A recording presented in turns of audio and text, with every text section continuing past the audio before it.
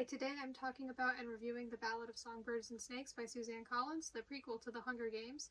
Or I guess I should say the first prequel to The Hunger Games because it has recently been announced that there's going to be a second one coming out this March. I just recently uploaded a video where I gave my thoughts about the books that make up the Hunger Games trilogy. I recently read the series for the first time this year, and in that video I give my detailed thoughts about the whole series. So check out that video if you want. In this video I'm just going to be talking about the prequel. I thought that that should be its own separate video. I was originally planning on having it be a part of that video, just as a part of the Hunger Games as a whole, but I'm really glad that I decided to make it its own separate video because that video was long enough and I think this book deserves its own video anyway. So this book came out a few years ago, 4 now, and the movie just came out last year. I haven't watched the movie yet, but I definitely want to. This book was released 10 years after the third and final book in the Hunger Games was released, so it had been quite a while. Yeah, this prequel takes place many years before the events of the trilogy.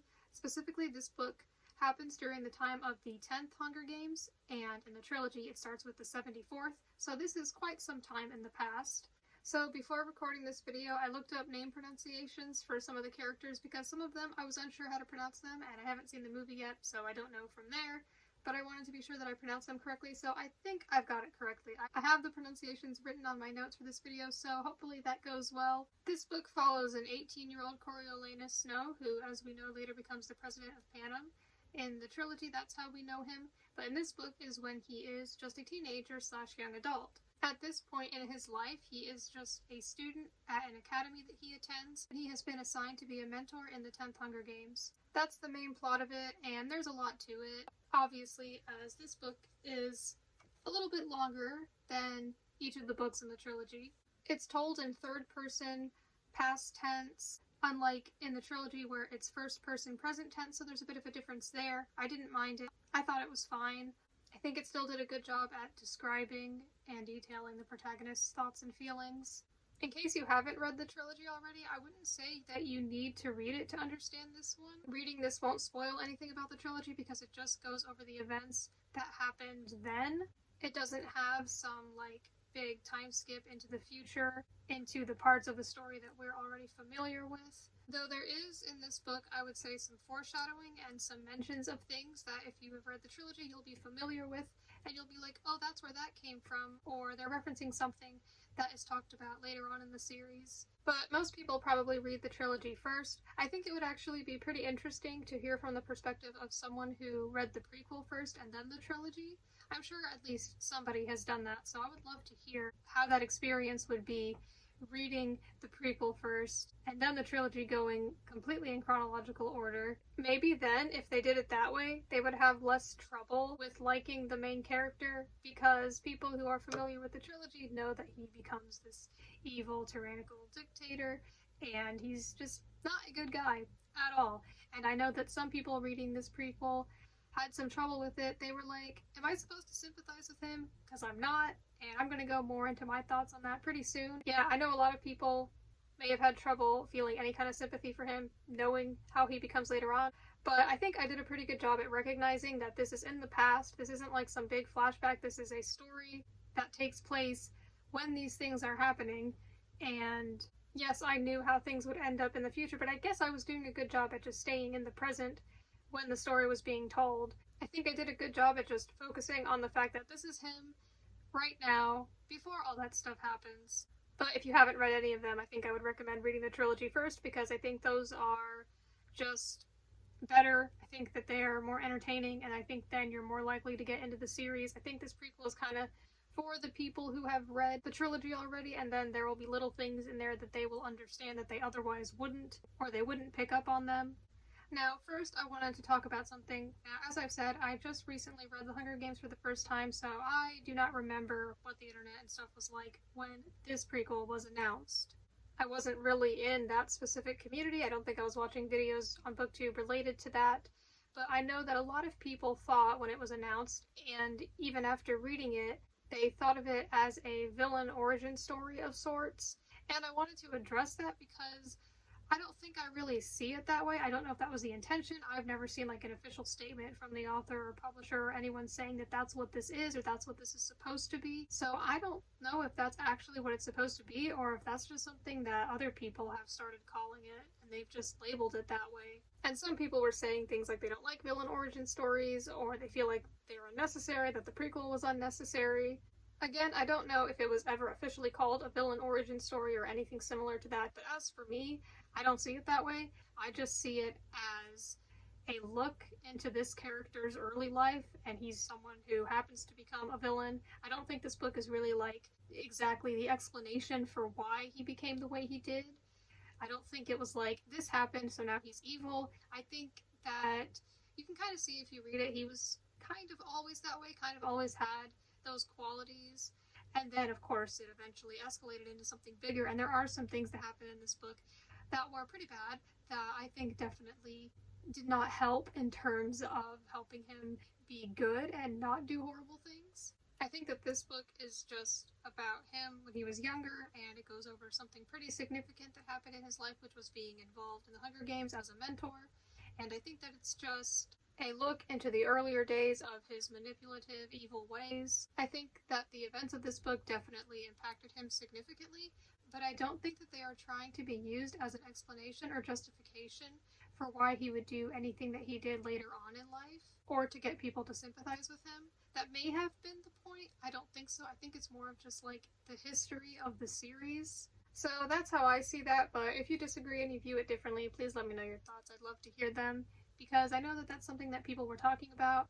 As for this book being necessary or unnecessary, I guess it wasn't necessary, but I didn't mind it. People that are big fans of the Hunger Games series might enjoy reading this and learning about the origins of certain things that we would later on see in the series. A lot of things that we see in the trilogy are started or mentioned in this book. And yeah, this review will contain spoilers. I just want to go over my thoughts on the whole book, so I'll let you know once I'm about to get into spoiler territory. So at the beginning, we're introduced to Coriolanus's home and family life situation. He's living with his grandmother and his cousin Tigris, who we see in Mockingjay, and I think back then people didn't know that he and Tigris were cousins. I don't think that information was ever announced, but I do believe it's the same Tigris that we later on see in Mockingjay, so that's interesting. I guess they are cousins, and back then they were pretty close with each other. At this point, both Coriolanus's parents are dead, and his family is actually really poor and struggling after the rebellion, which eventually led to the Hunger Games. Despite being capital citizens, because that's where they live, in the capital, they have always lived there, and usually the citizens in the capital are really rich, but they actually are not. They have been struggling since the rebellion and since the death of his parents. But it's interesting because most people don't know about their financial situation. They think that they're doing fine, and the family doesn't want people to know about it, because that would just bring shame on the family name, which they take very seriously. They're very serious about upholding the family's image and reputation. So naturally, being capital citizens that are actually poor and struggling is something that they don't want people to know about them.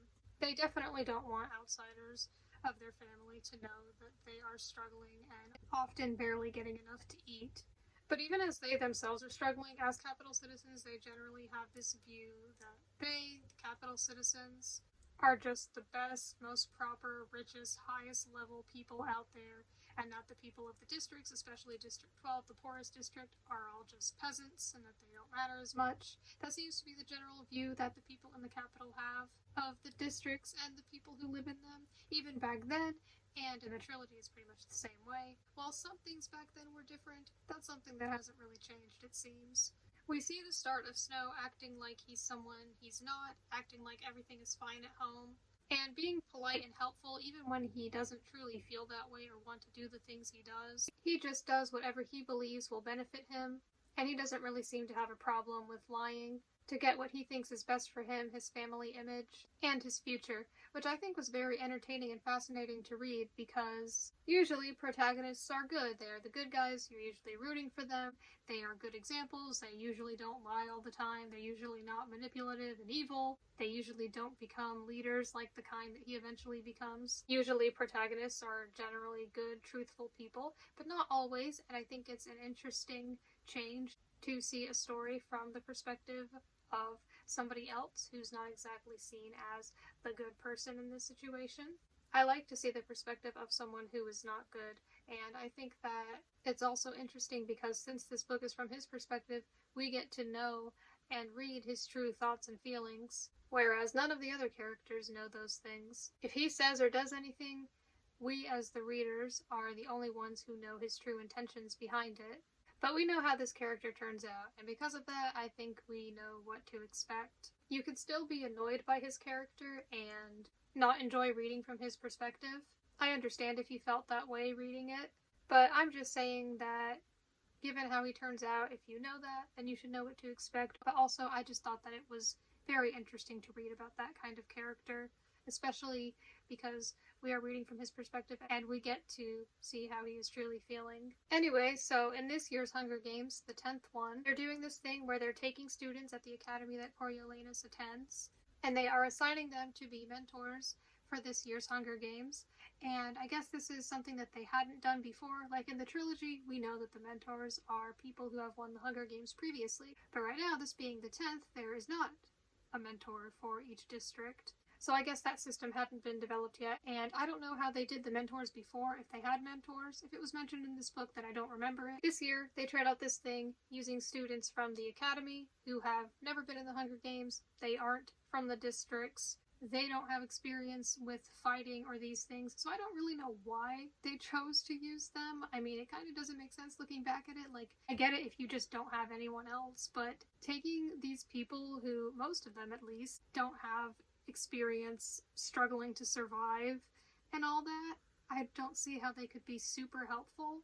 I guess they can be when it comes to their wealth, but we'll see. Anyway, these people have never been in the Hunger Games because they are capital citizens, and now they are mentors for the tributes. This is an especially exciting opportunity for Coriolanus because there is a prize for the mentor whose tribute wins.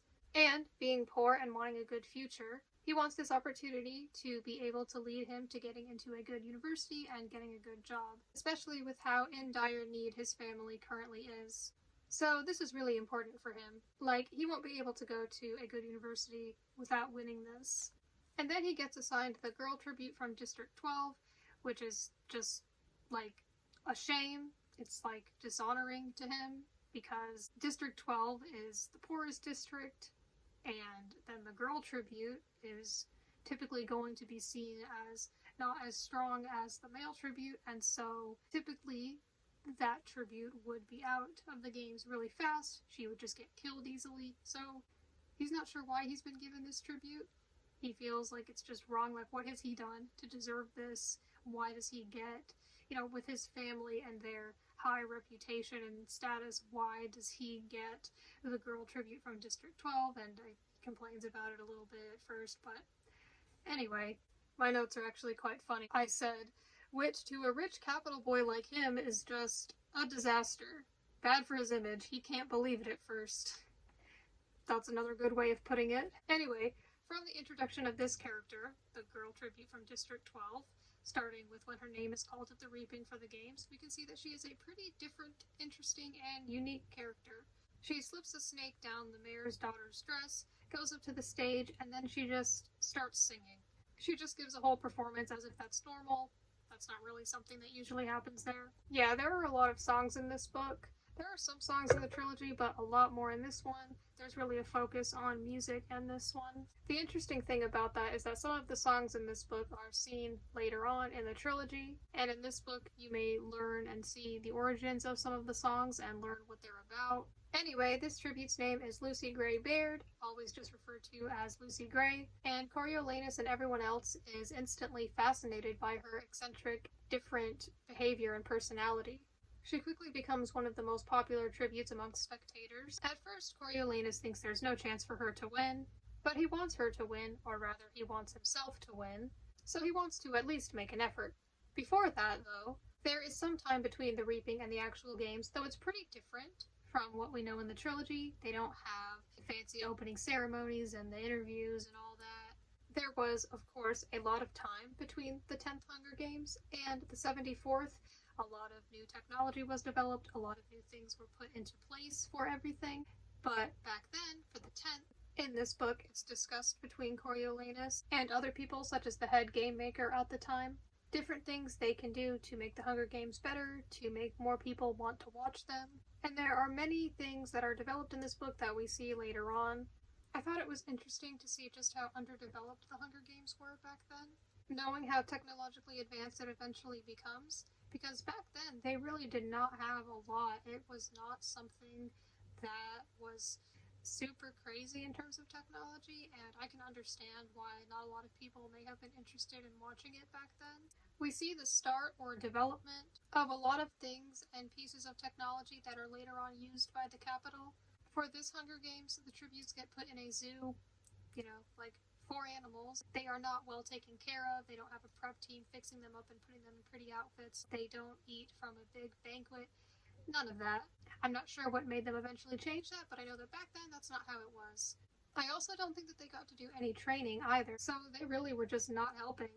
They really were just weakening them. Like, they could have at least fed them. They didn't. Like, other people had to come to the zoo and feed them. It's just not a smart idea. Not that the Hunger Games in general is a very good, smart idea, but I'm just saying, if they wanted them to be able to fight each other, maybe don't purposely weaken them if they were doing it on purpose. I don't know.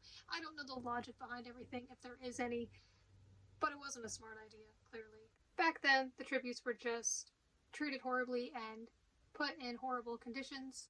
Though there are, I think, at least a few opportunities where the mentors get to talk with their tribute and discuss things with them, I guess strategies or whatever they want to talk about. And so Coriolanus and Lucy Gray do get to talk with each other and get to know each other a bit before the games. And as he gets to know her, he starts to become interested in her and actually care for her. Now, not only does he have to help her with being in the Hunger Games and help her to hopefully win, but he also has these developing personal feelings for her. They start to develop this relationship and this mutual respect and admiration for each other. But of course, she's going into the Hunger Games, so getting too attached to her doesn't seem like the best idea. Before the games begin, there are other things in Snow's life that are just further damaging the chances of him having a good future and just affecting his home life and his family. So there are even more threats and all these other things going on. So the stakes are really high for him. There are some other pretty interesting characters throughout this book. One of the biggest, in my opinion, being Sejanus. Sejanus is one of Coriolanus' classmates at the academy, and also one of the mentors in the games. He gets assigned the boy from District 2. But unlike most Capitol citizens, he's actually not from the Capitol. He and his family moved to the Capitol from District 2.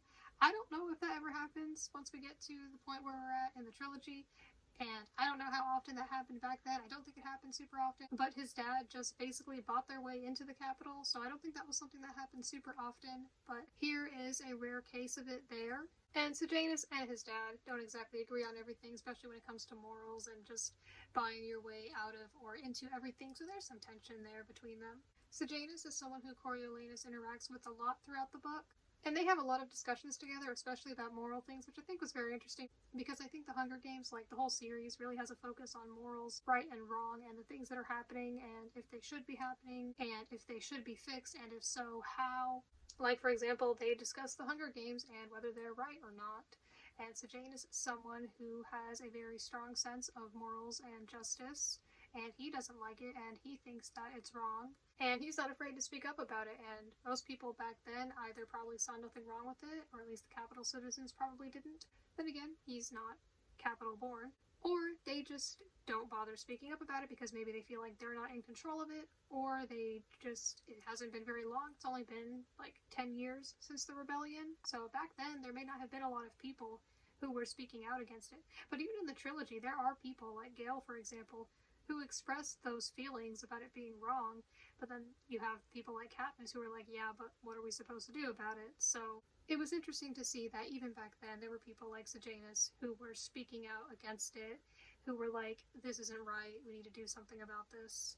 But I can also understand that feeling of hopelessness, like, what are we going to do about it? Sejanus begins to see Coriolanus as his friend, and Coriolanus gets to know some of his family as well. But of course, Coriolanus doesn't really care about him, and he just wants to do whatever he feels is best for him. He will just say and do whatever will benefit himself. So that's another example of how we, as the readers, see his true colors, even in sad situations like that. I think Sejanus is an interesting character. I thought it was interesting to see the Hunger Games from the mentors' perspectives for once. Though I understand how some people felt that that could have been boring, or if they wish they could have gotten different perspectives, like maybe alternating perspectives between Coriolanus and Lucy Gray would have been interesting. I definitely think that it would have been interesting to hear things from at least one of the tributes' perspectives so that we could see things that the cameras couldn't pick up on, because back then the Hunger Games weren't as technologically advanced, so there would be times when the tributes would just be hiding and we wouldn't get to see or hear what they were doing, so it definitely would have been interesting. We would have gotten more insight on what was happening. Unlike with the trilogy, we actually get a nice comprehensive list of the names of all the tributes, so we get to know all their names and we get to know what district they're from and who their mentor is. So at least we know all their names now. Well, just their first names and not their ages or any additional information, other than their gender and their district. We get the mentors' first and last names, though. That's all I'm going to say about the plot of this book. Now I'm going into spoiler territory. I'll put a timestamp on screen of when that territory ends when I give my overall thoughts on the book. So the Hunger Games happen and Lucy Gray ends up winning. I agree with some opinions I've seen before that, yeah, we didn't really feel attached to the other tributes. We didn't really feel that sad when they died because we didn't really get to know them. We didn't get to know them from the tributes' perspective like we did with Katniss in the trilogy. So when they died, it was just like, oh, okay, like there was no Lucy Gray getting to know any of them. We didn't get her perspective, so we didn't see any of that. So their deaths didn't really feel as sad or meaningful. I guess that's the point, though, because since this is from Coriolanus' perspective, that is how he sees it. He doesn't really care about their deaths. He doesn't view them as sad or meaningful, so I guess that's the point. But from a reader's perspective, when it comes to caring about the characters, we didn't really. But I think that was the point of it. We weren't supposed to care. It's just that it was different. Usually with the Hunger Games, we feel more of an attachment to the tributes, but this book isn't really so much about the tributes. But yeah, besides Lucy Gray, we don't really know any of the tributes or their personalities and backgrounds very well. And so that could make some people feel that the characters in this book weren't as interesting. I think this book had some good, interesting characters, but maybe not as much as the trilogy, but enough for me to find it interesting and entertaining and enjoyable. But yeah, seeing the tributes die didn't really feel as impactful or suspenseful as it could have been. I feel like I agree with a review I saw that was basically like, stuff didn't happen very often. The games themselves weren't super eventful or suspenseful, and then when something did happen, it happened very quickly and then it was over. So the very little action that was there was just really fast and then abruptly ended, so there wasn't a whole lot of action compared to the other Hunger Games that we've read about. Anyway, very shortly after Lucy Gray wins the Hunger Games, Coriolanus has been caught for cheating in the games by doing certain things to help her win, and so he gets sent off to be a peacekeeper for the next 20 years. Then a good majority of the rest of the book is about that. It's about that change in his life and how he handles it and what is next for his life from there. And then very shortly after that, Suzanne joins the Peacekeepers as well, so then they're interacting with each other some more. Their story together is not over yet. Coriolanus is trying to decide what these changes in his life mean for him, and he is also still trying to see Lucy Gray and continue to maintain his relationship with her. Some stuff happens, there's some drama, a few people die. I say that last one a little too casually, but it's true. That's what happens in this series. There's a lot of parts where Coriolanus is interacting with Lucy Gray and her group, her family, people that she lives with. There's Mochi. There's a lot of him and the others going to her performances and watching her and her family sing and perform. Coriolanus also has to do some things with some of the technology, like he's working with the head game maker with the Jabberjays and the Mockingjays, which was very interesting seeing how Jabberjays and Mockingjays were used later on in the series, especially the Mockingjays, and knowing how they are used as symbolism later on. So it was like some nice kind of foreshadowing going on there. And I really liked the part when he sees the Mockingjays and he just says, without thinking, "We should kill them all." That was kind of chilling, knowing that the Mockingjays were not, in fact, all killed off right there. And just how quickly and honestly he said it. Especially since he's not always honest throughout this book, or he doesn't always respond so quickly without thinking. He usually has to think so that he can lie and gain whatever advantage he wants, but there I feel like was honest. He usually has more calculated, careful responses to things, but with this he seems to just let his thoughts out without thinking, and I think that was nice to see, because he just despises the Mockingjays that much. I really liked that, and it's just cool having read the trilogy and seeing stuff being either foreshadowed or you hear about it here and you know how those things turn out later on. It's like this little advantage that we get that he doesn't get in that moment. There's also some shady stuff going on with Suzanne, so Coriolanus is trying to figure that out. And he's also trying to figure out where his life's going to go from here, if he and Lucy Gray are going to be together, and if so, how and where. At the end of chapter 27, I was shocked. This is when Snow secretly records Sejanus telling him his plan. I was shook, my jaw was wide open, but then I was like, wait, why are you surprised? Like, don't you know who this person becomes? You should not be surprised that he's doing something like this. And then I was like, yeah, I guess not. But I guess that just further proves that, yeah, I was really just in that moment in time in the series where I was supposed to be, instead of just waiting for him to do something horrible, because that, I feel like, was one of the worst things that he did in this book, if not the worst thing, especially because that leads to Sejanus getting killed. And so yeah, that was, I don't know if that was like the one defining moment where he really crossed over into like evil territory, or if he was already like that, but it definitely was a defining moment, I think. I definitely think that the author did a good job at making this feel like Coriolanus' own completely separate story slash book, instead of just some big long flashback. That's not how I saw it. I would read it and I felt like there was definitely a lot to it because it's kind of long, and so there was definitely a lot to it, and I think all those different things that were in there fit in well with it and added to it well. Rest in peace, Janus. Poor guy, that was definitely unnecessary. Then Coriolanus ends up about to run away with Lucy Gray like he had been planning, and then he decides not to do that.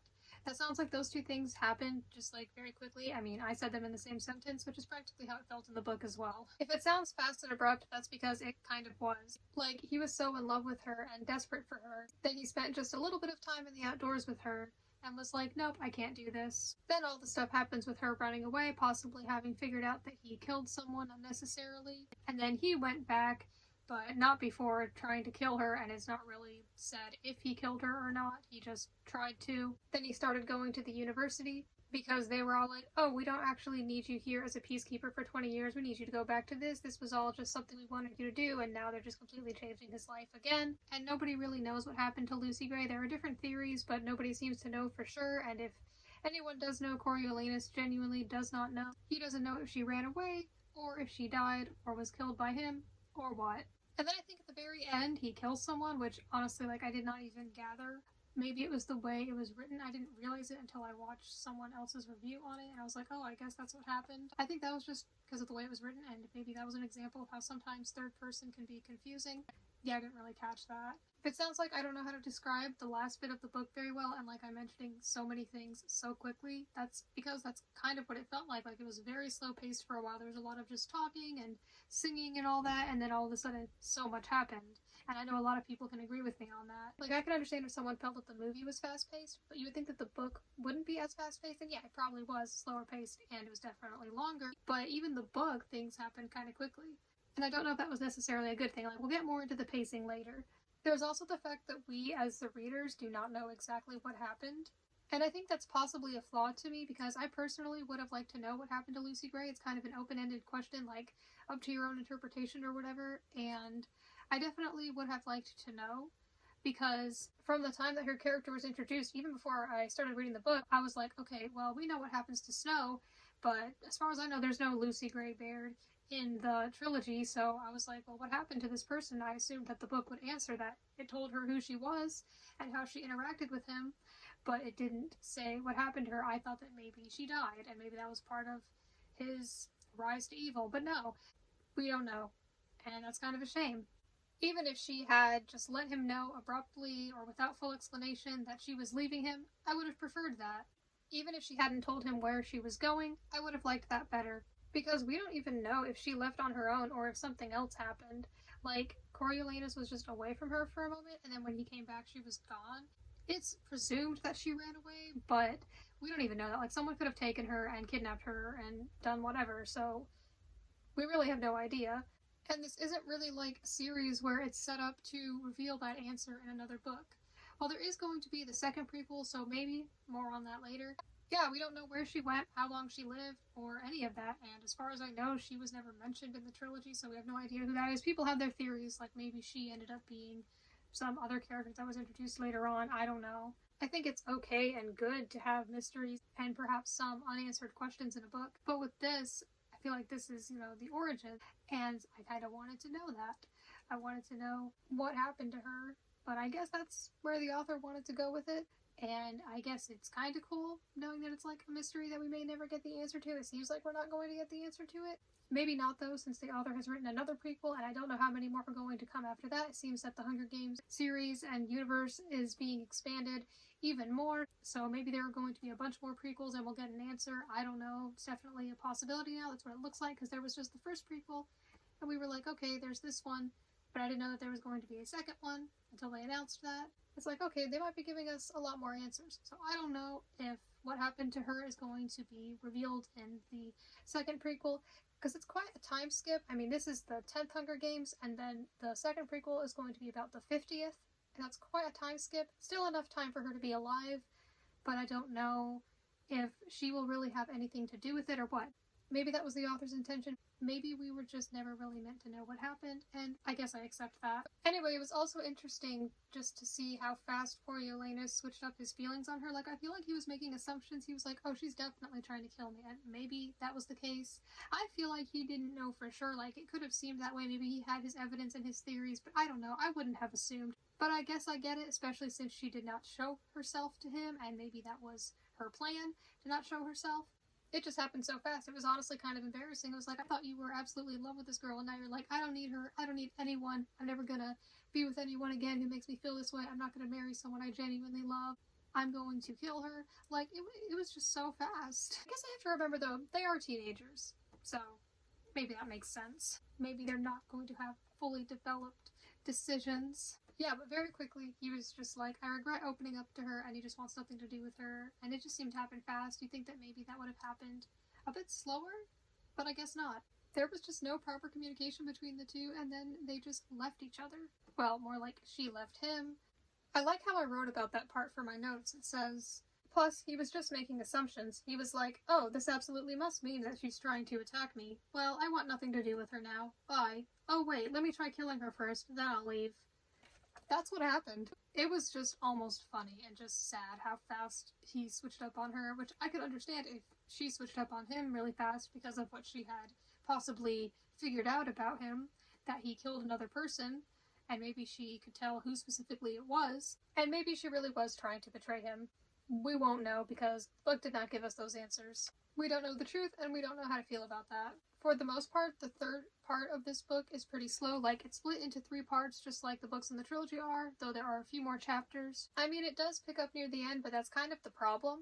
It finally picks up, a bunch of stuff happens, and then it just ends. Now, I don't feel like nothing happened, because, like I said, I feel like everything that happened and everything that was in it was adding to the story in a good way, but just in terms of the pacing itself, of the speed and energy of the moments, maybe that could have been better. I don't know. Like, I'm not really saying that anything about it could have been done differently. That could just be what this book was going for. It just may not be what you expect from a Hunger Games novel. I know myself and a lot of others probably also felt this way. It's like, I just read this long, 500-page, drawn-out novel, and you could fit in a bunch of that other stuff. But when it came to all these big, impactful, important things at the end, you kind of just quickly threw them all together, and then the book ended. I understand if some things were meant to be a mystery, if some things were meant to not be explained, if we were supposed to be left on a cliffhanger for some things, that's fine, but I feel like that did not need to happen with everything, and that's not exactly what happened with everything. Some things I think were just kind of rushed, like Coriolanus suddenly being transported to the university. That wasn't exactly something that we didn't have all the answers to, or a cliffhanger. That could have had more time spent on it. And maybe some other things too. Like, oh, okay, so he's not going to be a peacekeeper for 20 years? Now Lucy Gray is just out of the picture, who knows where she is. Now he's going to the university to train under Dr. Gall, the end. And then, as we know, he eventually becomes president. This doesn't go over that, it doesn't go that into the future. Though it does talk about how he eventually wants to become president. Well, I don't know if it was something that he wanted. I don't remember that. I do remember his grandma would often say, like, when you become president, so she was expecting that of him. I don't remember if that's what he wanted or was planning on doing, but it may have been. But the epilogue didn't have anything that in the future included. The third part is definitely a lot of people just talking and hanging out, which I don't mind too much. I like that stuff. And I feel like the plot is still there, just happened slowly, and like I said, it just may not have been what people were expecting out of a book in the Hunger Games. Stuff still happens, it just definitely does not feel as suspenseful as it does in the trilogy. Like I said with the trilogy, I felt like every chapter ended with a cliffhanger or something impactful. That did not always feel that way in this book. Some of the chapters did, but not all of them. Not that they have to. I mean, I think that's quite an impressive feat for the trilogy. I don't think all books need to do that. I'm just saying, compared to the trilogy, wasn't really like that. There were definitely less moments when I was desperate to read another chapter, to read more, to find out what happens, and I didn't know anything that happened going into it. I was invested and I did want to know what happened, but it was just more slow. Like, it felt like it was like, okay, I'm probably going to know, but it's going to take me longer to find out, and then some things we just didn't find out, so there's that. I still thought it was a good story. I thought it was just longer and slower, and that's okay. That can be good if you use that well. I was still interested in what was going on. I think that if you're expecting a big focus on the actual Hunger Games themselves, especially because this book is a little longer than the books in the trilogy, you may be disappointed because the actual Hunger Games portion of it is just a little over 100 pages. It's just this amount, and after that part it gets pretty slow. So if you were expecting this book to be really action-packed, fast-paced, and suspenseful, you may not get that feeling you were hoping to get. Now, I know that there were some people, myself included, who were still invested in it, but some people definitely could have found it more boring than the other books, and they could have found it not as interesting. Some interesting, suspenseful stuff definitely does happen, just not as much, and like I said, sometimes it just happens so fast and then things move on that it just doesn't feel as impactful as it could have or should have been. This book is, for the most part, pretty slowly paced. Even during the actual Hunger Games, like I said, there are a lot of times when not much happens, and then when it does, it just happens quickly, then it's over, and back to that slow pacing. At least that's how I felt. Overall, though, I enjoyed this book. I thought it was good. There was a lot to it, and I think those things went together well. It did make me laugh a few times. It generally does not have a lighthearted, cheery tone, but I thought the style of writing was witty and humorous a few times. As for the writing itself, I thought it was good. There is definitely a lot of world building and exposition, and that's not necessarily a bad thing. While I don't think this book was as fun or exciting to read as the trilogy, I still think that overall, as a book, as a story, as an addition to the series, it was good. It may not have felt super entertaining all the time. It certainly was not as entertaining. It definitely felt slow at times, but I feel like all the exposition and everything that happened, whether it was the characters interacting with each other or learning more about the world, was useful to the story, added to the story, gave it depth, and I felt that it was a well-constructed world. I've always thought that about the Hunger Games, and I think that this book just added to it, and it just felt nice to have this new addition to the series. I personally enjoyed it, and I think it's a well-constructed story overall as well. Basically, it felt like everything in the book contributed to it. At least in my copies, the text was much smaller, and there were more chapters, and overall, there were just more pages, there was more to it, so it definitely felt like a lot more to get through. It definitely took me longer to read. I don't think that this book was as good, interesting, or engaging as The Hunger Games, Catching Fire, or Mockingjay. I don't think it's on the exact same level as those three. I think those are on their own level. But I still liked it. I'm glad I read it, even if it took me a while. Ultimately, I definitely don't think that this book was bad. I mean, I gave it 5 stars. Not that I give every book 5 stars, I certainly don't, but I also feel like I'm not super tough on books. I feel like it doesn't take too much to impress me, and I feel like I often enjoy the books I read. Like I said, they're definitely not always 5 stars, but I felt that this one deserved it. It was still pretty interesting to me for the most part. Certainly not the best book I've ever read, but as part of the series and as a book itself, I think it was good. I definitely think it was more interesting because it's a part of the series. If it were just its own thing, I probably wouldn't have been as into it. And when I give this book 5 stars, which isn't like something that I never give out, it doesn't necessarily mean that it's a super high honor. But anyway, it's not as strong of a 5 stars that I gave the other 3 books. If I could give books half ratings on Goodreads, I'd probably give it a 4.5.